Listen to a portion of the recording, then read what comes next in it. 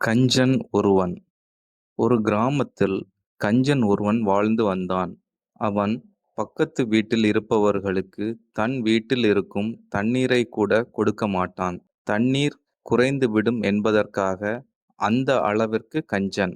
வீட்டில் உணவு பண்டங்கள் தீர்ந்துவிடும் என்று சரியாக உணவும் உண்ண மாட்டான். அவனுக்கு நீண்ட நாட்களாக மாம்பழம் சாப்பிட வேண்டும் என்ற எண்ணம் இருந்து வந்தது. மாம்பழம் வாங்கி சாப்பிட்டால் காசு செலவாகிவிடும் என்று மனதில் நினைத்து கொண்டே இருந்தான். அடிக்கடி மாம்பழக் கடைக்கு செல்வான். மாம்பழம் என்ன விலை என்று கேட்பான்.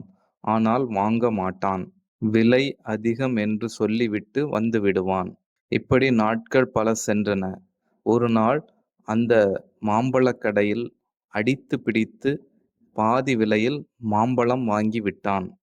வாங்கிய மாம்பழத்தை ஒரு துண்டில் வைத்து கட்டி அதை பத்திரமாக யாருக்கும் தெரியாமல் மறைத்து மறைத்து வீட்டிற்கு எடுத்து வந்தான்.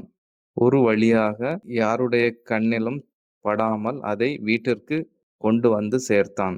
வீட்டிற்கு வந்ததும் மாம்பழத்தை சாப்பிட மனமில்லாமல் அதை துண்டில் மூடி வைத்து பார்த்தபடியே அமர்ந்திருந்தான்.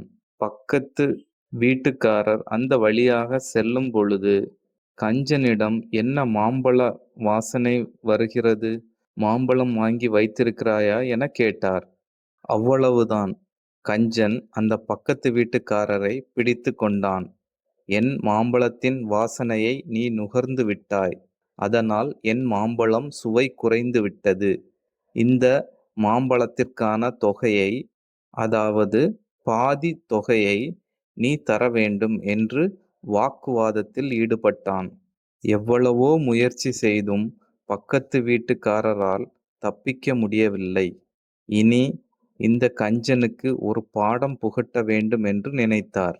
உடனே, நான் பணத்தை தருகிறேன் என்று கூறிவிட்டு வீட்டிற்கு சென்று பணத்தை எடுத்து வந்து கஞ்சனின் கண்ணில் படும்படி வைத்துவிட்டு மீண்டும் தனது சட்டை பையில் வைத்து கொண்டார். திரும்பவும் கஞ்சன் தனது பக்கத்து வீட்டுக்காரரிடம் சண்டை போட்டான். ஏன் பணத்தை சட்டை பையில் வைக்கிறாய்? பணத்தை என்னிடம் கொடு என்று கேட்டான். உடனே பக்கத்து வீட்டுக்காரர், நீ எப்படி உன் மாம்பழத்தின் வாசனையை நுகர்ந்ததால் உன் மாம்பழத்தின் சுவை குறைந்து விட்டது என்றாயோ, அதுபோலத்தான் இதுவும். என் பணத்தை பார்த்ததால் என் பணத்தின் மதிப்பு குறைந்துவிட்டது என்றார். அந்த கஞ்சனால் எதுவும் பேச முடியவில்லை. அமைதியாக சென்று விட்டான். This video is sponsored by BuyMoot shopping app. BuyMoot e-shopping application is one of the online shopping app now available on Play Store and App Store.